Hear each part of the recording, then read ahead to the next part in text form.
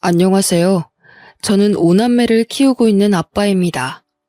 요즘 세상에 애가 다섯이라고 하면 다들 눈을 동그랗게 뜨고 놀라기 바쁘죠. 저 역시 제가 오남매를 키우는 아빠로 살 줄은 상상도 못했는데 사람 일이라는 게 한치 앞을 모르니 재미있는 거죠. 그간 많은 사연들을 접해봤었지만 아마 저처럼 허무맹랑하고 절망스러운 사연이 또 있을까 싶습니다. 아내는 제가 첫눈에 반했던 첫사랑이었어요. 보자마자 어찌나 웃는 모습이 아름답던지 아무 생각이 나지 않고 멍해졌습니다. 처음으로 누군가를 절실하게 원해봤고 그리워해봤던 순간이었죠. 저 사람이 아니면 정말 안 될 것 같다는 생각 때문에 저는 아내의 마음을 얻으려 많은 노력을 했었습니다. 그런 제 마음이 아내에게도 닿은 건지 간절한 제 마음을 받아줘 저희는 소중한 연인이 되었어요. 아내와의 연애는 그저 황홀했고 행복했습니다. 이상형의 첫사랑이던 아내와의 1분 1초는 말할 것도 없었죠. 그렇다고 또 저만 과하게 사랑한 건 또 아닙니다.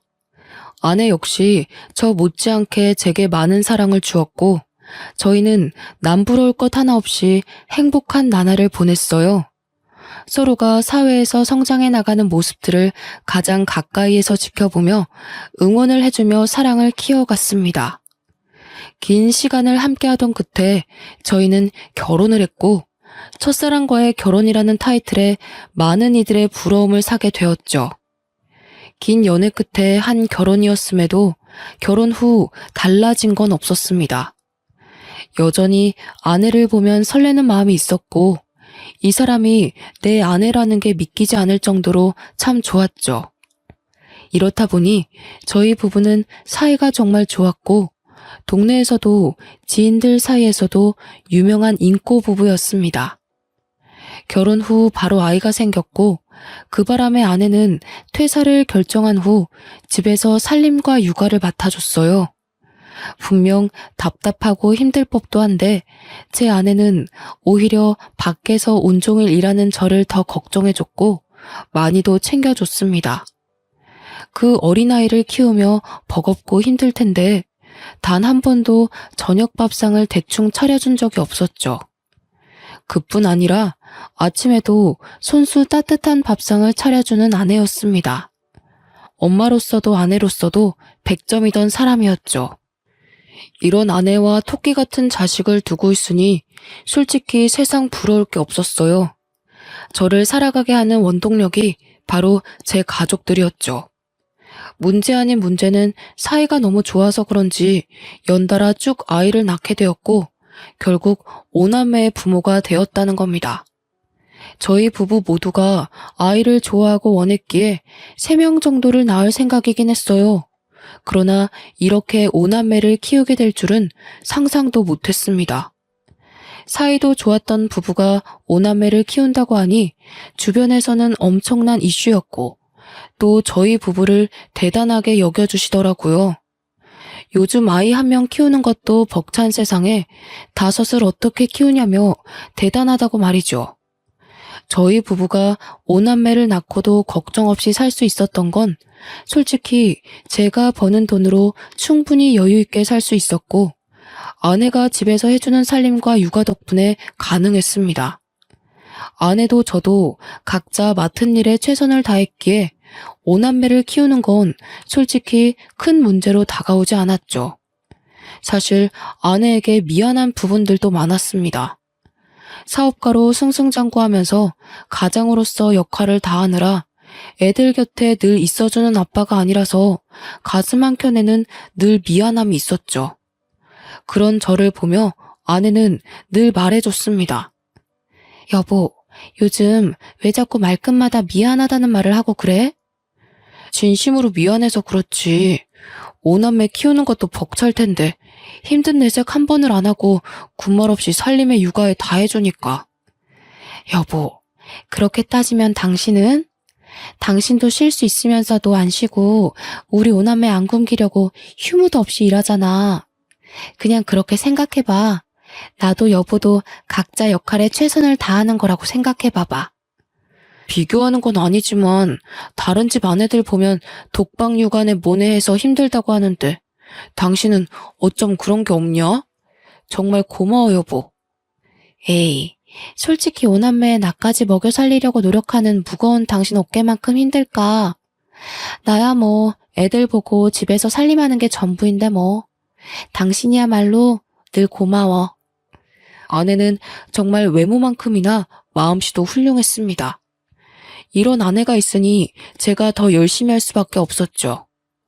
그렇게 아내와도 결혼 18년 차가 되었고 이맘때쯤 사업이 더 바빠져서 아내와 소통을 자주 못했습니다. 밤낮 없이 밀려오는 일들을 해결하는 게 꽤 힘들었어요. 이전에는 아무리 바빠도 아내랑 연락할 시간은 있었고 저녁에 잠깐이라도 집에 가서 밥 먹으며 가족들과 시간을 보내고 다시 나와서 일을 했는데 이제는 그럴 수도 없었습니다. 전국을 돌아다니는 일이 자꾸만 생겼고 마음이 쓰였죠. 아무래도 아내에게 아이들 전부를 맡겨두고 제가 자꾸 밖으로 도는 기분이 들었거든요. 아내는 괜찮다며 일이 바쁜 건 좋은 거라고 해줬지만 점점 지쳐가는 아내의 얼굴이 보였습니다. 저 없이 오남매와 사는 게 당연히 힘들 걸 알지만 변해가는 아내의 모습은 왠지 낯설고 생소했어요. 여보, 나야. 연락이 너무 늦었지? 미안해. 밥은 먹은 거야? 애들은 자? 응, 먹었고 다 재웠어. 정말 힘들었겠다. 미안해. 요즘 왜 이렇게 출장 갈 일이 생기는지 모르겠네. 애들은 별일 없지? 내가 다 보고 있는데 별일 있을 게 뭐가 있어, 새삼스럽게. 뭘 그런 걸 물어보고 그래. 왜, 내가 애들 제대로 안 볼 것 같아? 아니야 여보, 그런 뜻이 아니야. 당신 오늘 너무 힘들었구나. 끊을 테니까 얼른 쉬어. 내일 보자. 왜? 내가 예민한 것 같아? 할 말 있으면 똑바로 말을 해. 사람 짜증나게 하지 말고. 아니야 여보, 그런 거 아니라 요즘 나 바빠지고 나서 당신이 너무 힘든 게 느껴져서 마음이 불편해.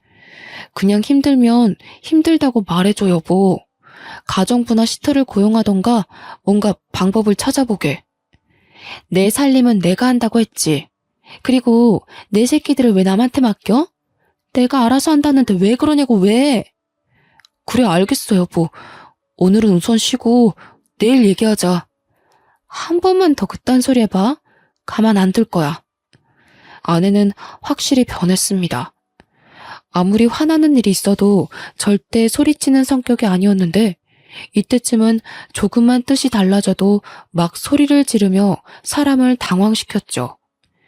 이런 아내의 달라진 모습이 화가 나는 게 아니라 너무 미안했습니다. 오죽 힘들었으면 18년 만에 처음으로 저런 모습을 보일까 싶었거든요.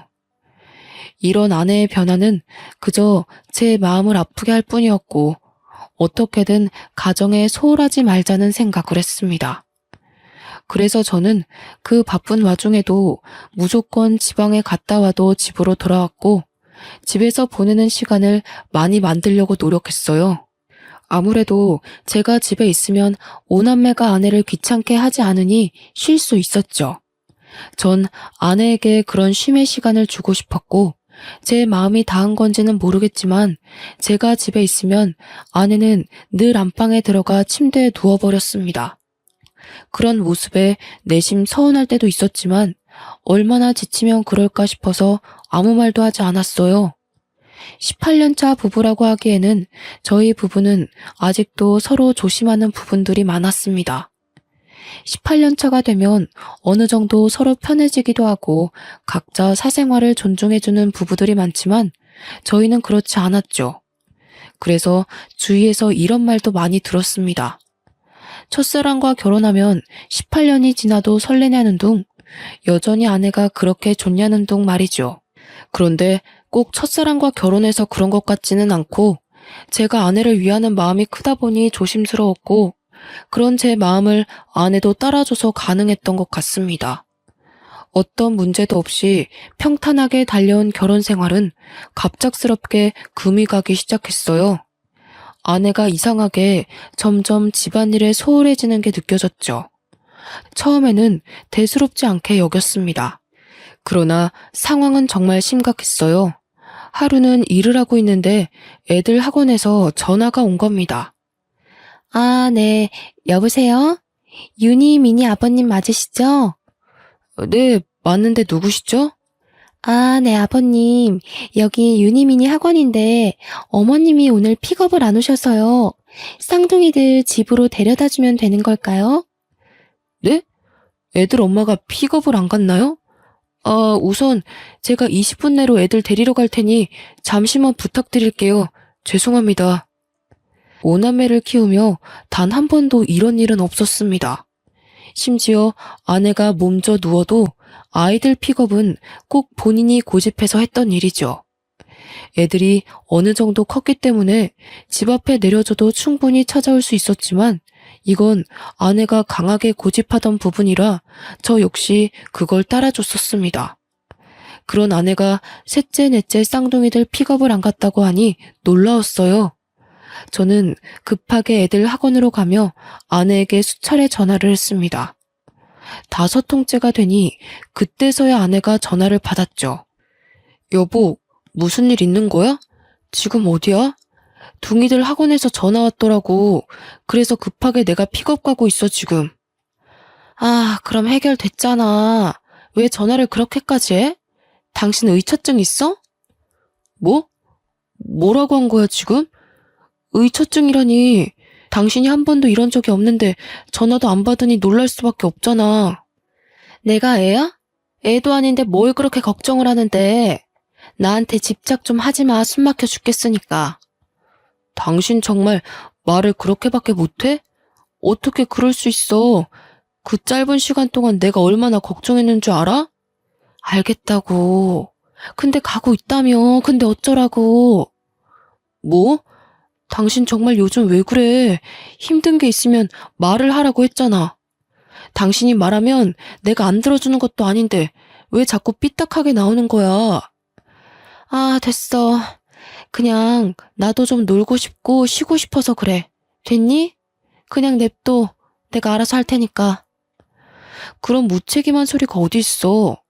당신이 놀고 싶고 쉬고 싶으면 애들 케어를 누가 해? 그러니까 내가 애들 시터 고용해서 맡기자고 했는데 그것도 싫다며. 그래놓고 애들 내팽개치고 놀고 싶다는 말이 나와? 더 할 말 없으니 그만 좀 떽떽거려. 짜증나 죽겠네. 이날은 결혼 생활 중 가장 잊을 수 없는 날로 기억되었습니다. 한 번도 못 본 아내의 여러 모습을 봤던 날이었죠. 급한 대로 애들을 픽업해 집으로 간 후 저는 생각이 많아졌습니다.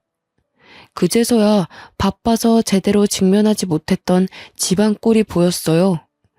늘 아이들 먹거리와 간식거리, 그리고 밑반찬으로 가득 차 있던 냉장고는 텅텅 비다 못해 음료수와 인스턴트로만 가득 차 있더군요.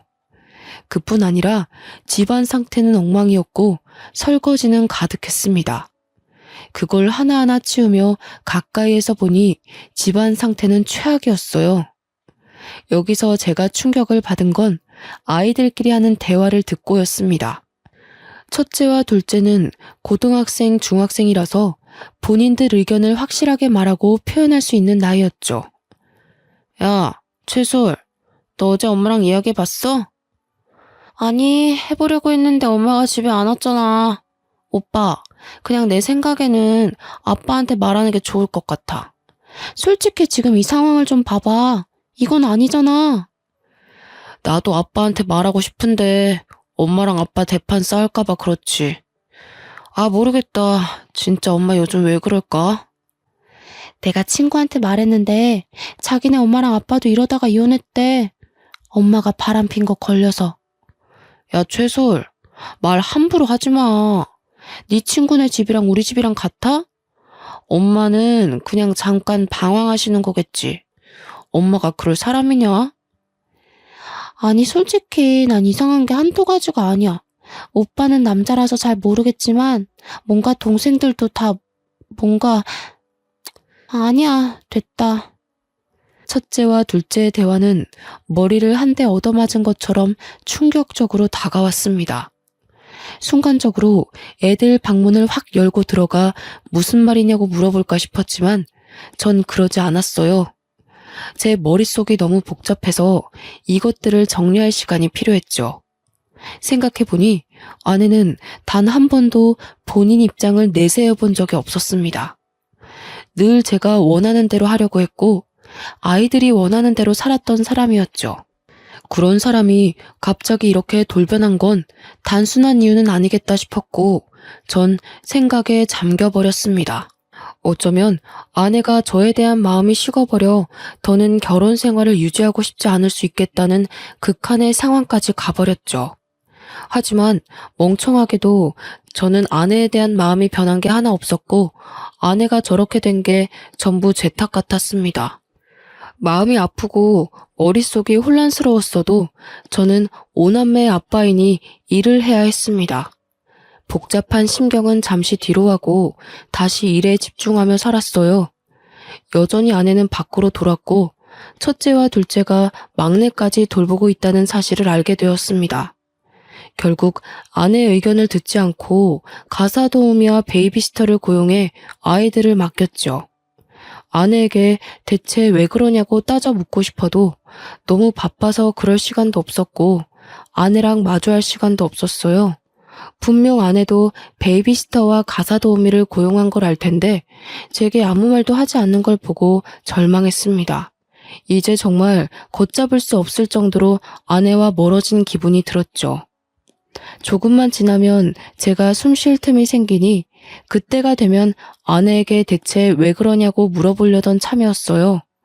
그러던 어느 날 첫째에게 연락 한 통을 받았고 모든 게 무너지는 기분이었습니다. 다급하게 통곡을 하며 전화가 왔고 그 전화 내용은 셋째가 교통사고가 났다는 연락이었죠. 놀란 마음에 엄마는 어디 있는지 물어볼 새도 없이 전 곧장 병원 응급실로 향했습니다. 그렇게 도착해보니 첫째와 둘째가 울며 의식 없는 셋째 곁을 지키고 있었고 병원 관계자들은 저를 보며 보호자가 맞냐고 묻는데 정말 하늘이 무너지는 기분이었어요. 셋째가 사고가 났는데 보호자인 애엄마가 연락 두절이라 애들이 이러지도 저러지도 못했더라고요. 제게도 물론 전화를 했으나 전 회의 중이라 아예 받지도 못했습니다.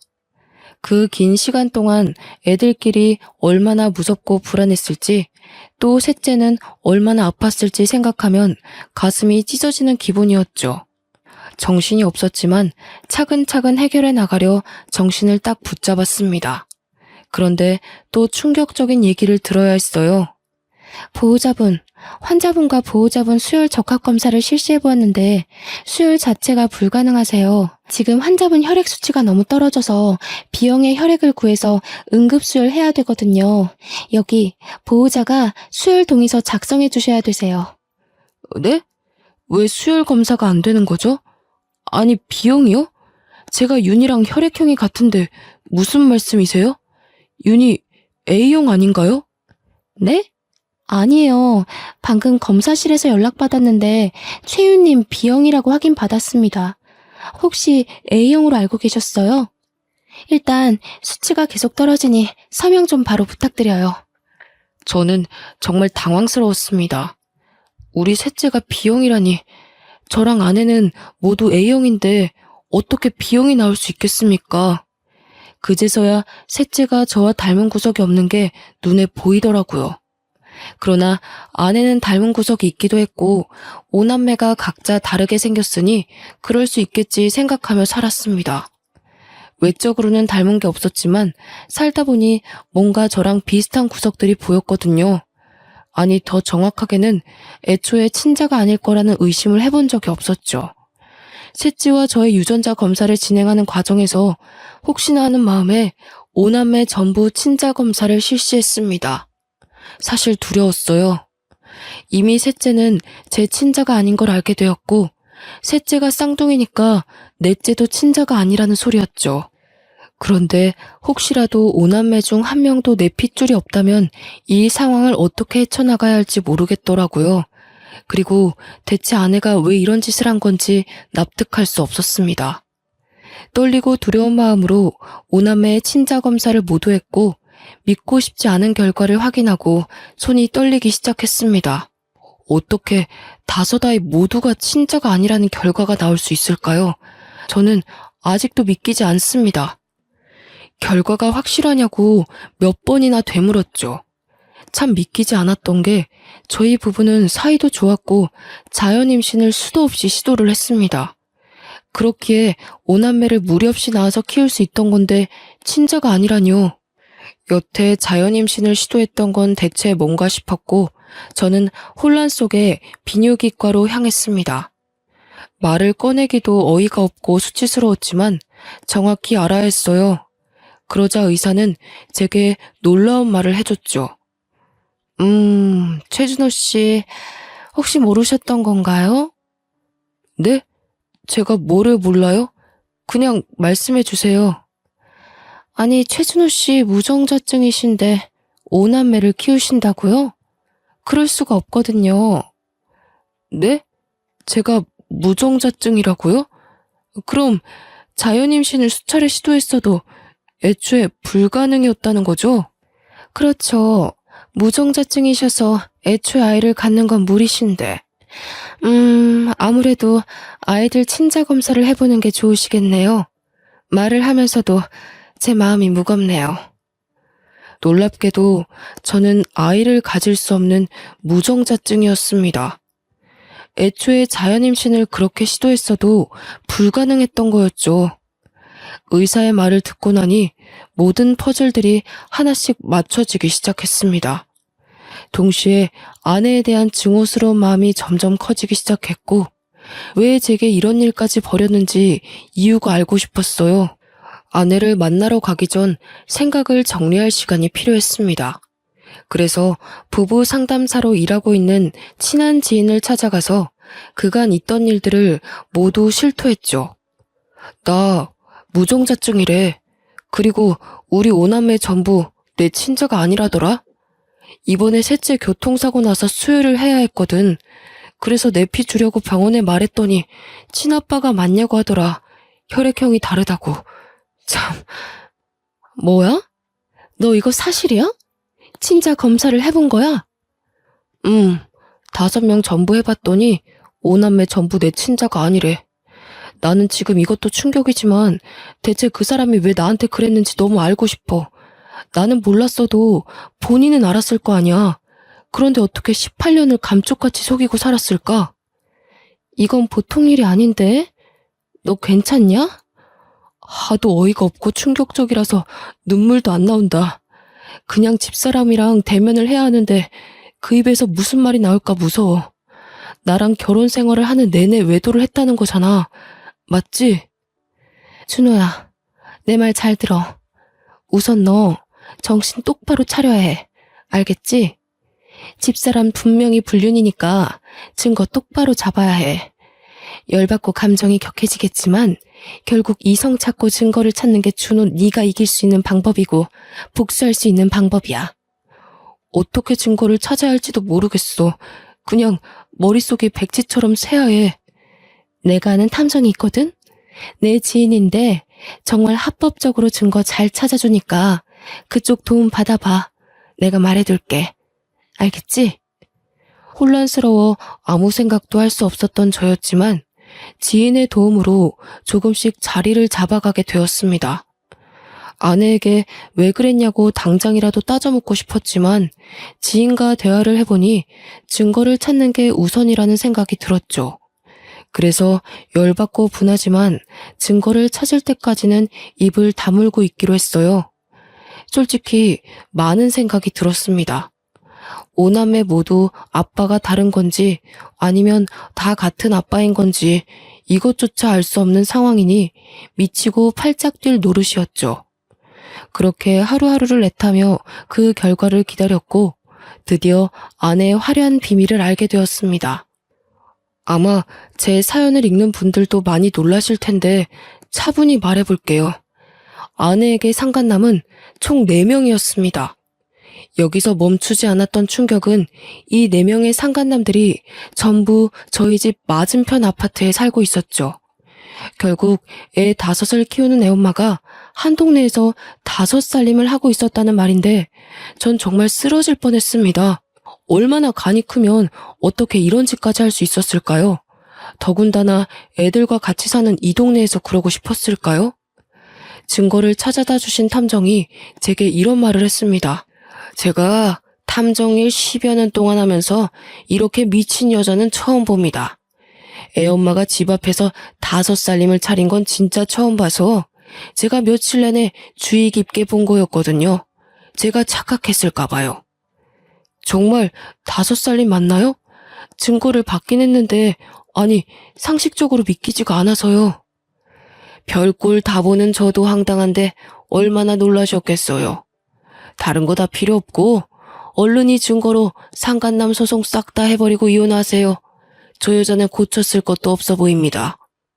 본인의 일이 저렇게 불륜 저지르는 사람들 증거를 찾아주는 일이지만 이런 수준은 처음 봤다며 많이 놀라더군요. 그 놀라는 모습을 보고 있자니 제가 더 마음이 불편했습니다. 탐정이 힘들게 찾아준 4명의 상간남 머리카락을 저희 자식들과 친자 검사를 실시했습니다. 어이가 없어서 말이 나오지도 않았어요. 이 상간남들이 전부 우리 오남매 친부들인데 하나같이 모두 화려하더군요. 첫째 아들의 친부는 우리 집 앞집에 살고 있던 노총각이었죠. 앞집에 사는 사람이라 한두 번 마주친 게 아니라 더 소름 끼쳤습니다. 심지어 우리 첫째랑도 마주친 적도 있었고 놀이터에서 노는 저희를 보며 애가 참 잘생겼다고 놀아준 적도 있었어요. 지금 와서 생각해보면 저랑 애만 빼고 둘은 아주 스릴 넘치는 짓거리를 하며 그 더러운 관계를 유지했더라고요. 첫째 친부의 정체를 알고 나자 온몸에 힘이 빠졌지만 아직도 들을 상간남들이 너무 많이 남아서 멍하니 들었습니다. 둘째 딸아이는 우리 집 윗윗집에 살고 있는 60대 유부남이라고 하더군요. 이 집은 제가 또 잘 알아서 눈물이 날 것 같았습니다. 60대 부부가 참 열정이 넘쳤고 자주 마주치게 되어 저희 집에서도 그 집에서도 함께 술자리를 자주 가졌었죠.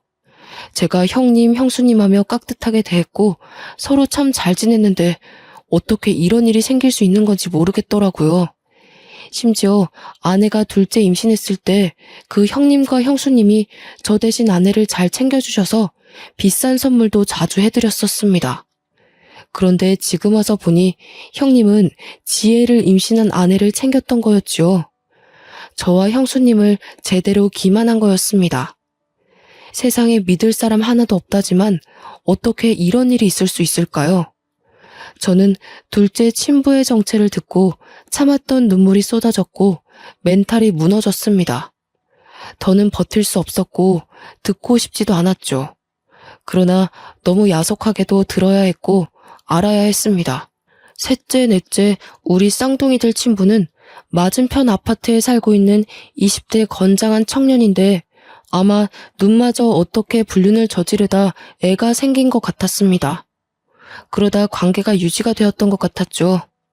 이쯤 되니 아내의 능력에 무한한 박수라도 쳐주고 싶더군요. 마지막 우리 막내 친부는 아파트 헬스장에서 만난 30대의 몸 좋은 트레이너였는데 이건 제가 이어준 사이 같아서 절망했네요. 아내가 체력적으로 많이 힘들어하고 애들 보느라 답답해하는 게 마음이 불편해서 아파트 상가에 있는 헬스장이라도 가라고 돈까지 쥐어줬거든요. 가기 싫다는 아내에게 꼭 가서 운동하라며 다그쳤죠. 아내가 우울증이 올까봐 어디라도 나가서 조금 움직였으면 하는 마음이었는데 거기서 트레이너랑 눈이 맞아 막내가 태어날 줄은 몰랐죠.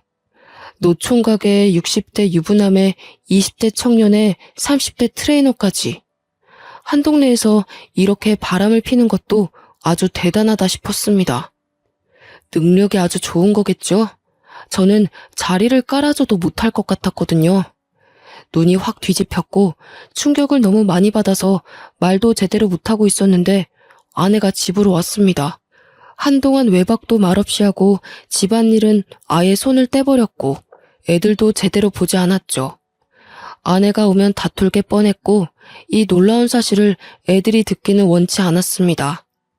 혹시 몰라 이웃집에 나눠서 애들을 맡겨뒀고 불 꺼진 집에 조용히 앉아있으니 아내가 놀라서 먼저 말을 하더군요. 아, 깜짝아. 뭐야, 집에 있으면서 인기척도 안 내고 불은 왜 다 끄고 있어? 애들은? 이게 뭐냐? 당신 눈으로 직접 봐봐. 아주 재밌던데? 뭐야? 당신, 나 미행이라도 한 거야? 어떻게 이 사진들이 다... 내가 시간이 남아 돌아?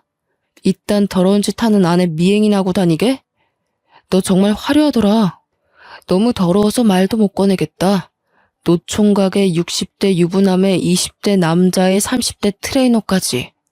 당신 대단하더라. 여보, 그게 내가 다 설명할 테니까 기회를 줘. 응? 무슨 설명이 필요해. 애 5을 낳은 엄마가 한 동네에서 5살림을 하고 있었는데. 안 그래? 나 하나만 좀 물어보자. 나한테 대체 왜 그런 거냐? 내가 당신을 좋아해주니까 만만했어? 난 좀 머저리 같으니까 남편으로 두고 당신은 욕구 풀고 다닌 거야? 여보, 정말 그런 거 아니야. 웃기지 마. 뭐가 아닌데 대체. 애가 5인데 내 친자식이 한 명도 없다는 걸 어떻게 받아들일까? 어? 너는 내가 가만 안 둘 거야. 날 기만한 죄도 있지만 5남매들 인생도 꼬이게 한 죄값 내가 받게 해줄 거라고. 애들이 당신 실체를 알아봐. 얼마나 충격 먹겠냐, 어? 나도 애들이 누구 애인지 몰랐다고. 한두 명이어야 나도 계산하지. 한 명도 당신 친자가 없는 건 나도 몰랐다고. 아, 물론 섞인 건 알았지만, 진짜 몰랐다고 나도. 미친 소리 하고 있네. 당신이 사람이냐? 짐승이지. 입이라도 다물고 있어. 추하다 당신. 아내와 대화를 했지만 역시 말 같지도 않은 소리를 하며 저를 더 열받게 했습니다. 애들 아빠가 섞인 건 알았지만 누가 누구 아이인 줄 몰랐다는 말을 듣고 충격을 받을 수밖에 없었죠. 거기다가 친자가 하나도 없을 줄 몰랐다는 말에 전 기함을 토했습니다. 더는 아내를 상대하고 싶지도 않았고 저는 정신을 바짝 차리고 아내에게 복수를 했어요. 저렇게 개념 없는 아내에게도 약점이란 게 있었습니다. 바로 교수인 장인과 교감인 장모였죠. 워낙에 엄격하신 분들이라 이 사실을 알면 제가 뭘 하지 않아도 난리가 날 걸 알고 있었고 그걸 노렸어요. 장인 장모님께 드릴 말씀이 있어서요. 거두절미하고 이 사진들 좀 보세요. 자네 지금 이게 뭐 하는 겐가? 갑자기 찾아와서 무슨 이런 흉측한 사진들을. 이거 지금 우리 아영이가 맞나? 어? 바른 대로 말해보게. 네, 맞습니다. 저희 동네에서 5살림을 하고 있었더라고요. 우리 첫째 아빠는 앞집 총각이고 둘째 아빠는 윗윗집 60대 유부남입니다. 그리고 둥이들 아빠는 맞은편 아파트 20대 남자고 막내는 아파트 헬스장 30대 트레이너예요. 한마디로 제 자식은 하나도 없다는 말입니다. 뭐야? 이게 사실인가 자네? 네, 사실이죠. 곧 그 사람도 올 겁니다. 제가 미리 선수 쳐서 온 거예요. 제가 이걸 보여주니 미안하다고 비는 것도 아니라 뭐라는 줄 아세요? 애들이 섞여 있는 줄은 알았지만 누가 누구애인지는 몰랐다고 하던데요. 심지어 제 친자식이 아예 없을 줄은 몰랐다고 변명까지 했습니다. 이런 망할 것 같으니라고. 당신 뭐해? 당장 전화해서 집으로 튀어오라고 해. 안 그래도 전화 중이에요. 모든 얘기를 듣고 증거들을 본 장인 장모는 난리도 아니셨죠. 교육자 집안에 이런 오점은 있을 수 없다며 아내를 호적에서 파내고 쫓아냈습니다. 아내가 와서 빌고 또 빌었지만 어느 정도 수준이 돼야 용서도 해주는 것이라며 이 정도 수준은 용서조차 구하는 것이 잘못이라고 하셨죠. 역시 제가 본 장인 장모님답게 팔이 안으로 굽지 않고 현명하게 대처를 해주셨어요. 장인 장모의 돈이 없으면 갯불도 없는 아내이기에 아내는 빌고 또 빌어야 했습니다. 그럼에도 불구하고 장인 장모는 아예 아내를 쳐내버렸고 저 역시 법적 대응을 시작했죠. 이 시간이 제게 너무 힘든 시간이었는데 장인 장모가 수없이 찾아와 사죄했습니다. 아내를 잘못 키웠다며 너무 미안하다고, 사위 인생 박살내서 면목이 없다며 참 마음이 아플 정도로 우셨습니다. 아내가 정신을 못 차리니 두 분이 부모인 죄로 대신해서 사죄를 하고 싶다고 하셨죠. 사실 두 분 잘못이 뭐가 있겠습니까? 저 역시 두 분께는 악감정은 없었기에 그만하셔도 괜찮다고 늘 말을 했습니다. 아내와 법적으로 다투던 것들이 이혼뿐 아니라 많고 다양한 상간남 소송을 전부 하고 있었고 양육권 문제도 있었죠. 사실 제 친자는 하나도 없는 우리 오남매는 아내가 키우는 게 맞긴 합니다. 그러나 저런 능력도 없는 아내에게 오남매를 보내고 싶지 않았어요. 애들 미래가 어떻게 될지 뻔히 보였습니다. 거기다 아무렴 키운 정이 있고 내 새끼들로 여태 키웠는데 친자가 아니라고 해도 도저히 오남매를 버릴 수는 없었습니다. 그래서 제가 오남매를 키우기로 했고 법정에서도 경제적 능력이 있는 제 손을 들어줬습니다.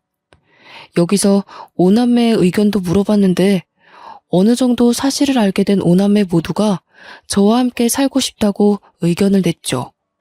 긴 싸움 끝에 아내에겐 위자료를 받고 이혼을 끝냈고 상간남 소송도 전부 승소해 위자료를 아주 두둑하게 챙겼습니다. 우픈 얘기지만 상간남이 많으니 위자료만 해도 억소리가 나더군요. 거기다 아내는 제게 오남매 양육비를 매달 줘야 했기에 막막할 겁니다. 경력 단절에 능력 부족인 아내가 무슨 일을 할 수 있을까요? 큰 사건을 겪었고 슬픈 진실을 알게 되었던 저와 오남매는 오히려 이전보다 더 돈독해졌습니다. 누구 자식들인지 충격이 컸을 텐데 더 씩씩하게 지내줘서 참 고마운 거 있죠. 아내와 살았던 기억을 전부 잊어내고 싶었고 5살님이나 차린 그 동네에서 오남매와 살기 싫었기에 저희는 기회 삼아 더 좋은 집으로 이사를 했어요. 이사 후 이모님들 도움을 받아서 살림과 아이들 양육을 하고 있지만 또 큰애들이 동생들을 잘 돌봐주기도 해서 저는 걱정 없이 돈을 벌고 있습니다.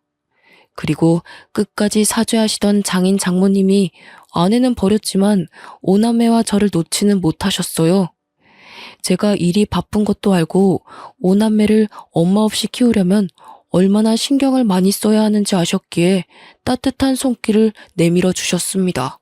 간혹 이모님들이 사정이 있거나 하면 두 분이 오셔서 오남매를 봐주시기도 하고 오남매 각자에게 통장도 지어주시고 노력을 많이 하고 계세요. 처음에는 아예 연을 끊어버리고 싶었으나 두 분에게는 애틋한 손주들이라 그럴 권리는 없다고 판단해서 아내와 절대 접촉하지 않는 조건으로 허락을 했습니다. 이렇게 오남매와 새로운 터에 자리를 잡고 다시 여유가 생기니 문득 전처가 어떻게 지내는지 궁금하더군요. 그런데 아내의 소식을 윗윗집에 살던 형수님께 들었습니다. 제가 상간남 소송을 하면서 유부남이었던 둘째 친분에도 풍비박산이 났거든요. 형수님과 함께 서로 울면서 참 고통을 겪어냈었는데 1년이 지나고 전화 한 통이 왔었죠. 잘 지내고 있지? 애들도 괜찮고? 너도 괜찮은 거지? 네, 저희는 이제 안정을 되찾았어요. 그나저나 형수님은 괜찮으세요? 나는 거기 싹 정리하고 이혼하고 위자료 두둑하게 챙겨서 공기 좋은 곳에서 조용히 살고 있어. 다음에 애들 데리고 놀러와. 쉬고 싶을 때. 잘하셨어요. 너무 충격받으셨을 텐데 형수님도 마음 놓고 편하게 사세요. 다음에 꼭 놀러 갈 테니까 그때까지 건강하셔야 해요. 참, 애들 엄마 소식 들었거든. 여기 살림 차린 상간남들 전부 버렸다고 하더라. 상간남 소송하면서 직장에 소문나서 잘린 사람도 있었고 우리처럼 이혼한 집도 있고 뭐 그래서 그런지 하나같이 다 버렸다고 하더라고. 아, 그래요? 그거 참 잘 됐네요. 쌤통이네요. 더 쌤통은 친정에서도 버림받았잖아. 그래서 지금 오갈 곳도 없고 돈도 없어서 숙식 제공해주는 식당에서 설거지하고 뭐 그런가 봐. 5살림하며 화려하게 살던 게 아주 꼴 좋더라. 우연히 들은 전처의 소식은 한편으로는 불쌍하면서도 쌤통이었습니다. 그러게 조용히 잘 살지 왜 그렇게 무모한 짓을 해서 팔자에도 없는 고생을 하며 살까 싶었죠. 저는 지금도 앞으로도 오남매만을 위해 살 겁니다. 주변에서는 그렇게까지 왜 책임을 지냐고 하지만 누가 뭐라고 해도 제 자식들이거든요. 제 사연을 끝까지 봐주신 분들도 왜 친자가 아닌데 키우냐는 말보다는 오남매와 제 앞날을 응원해 주시길 바랄게요. 긴 사연 들어주셔 감사드리고 돌다리도 두들겨 보고 건너자고요 우리.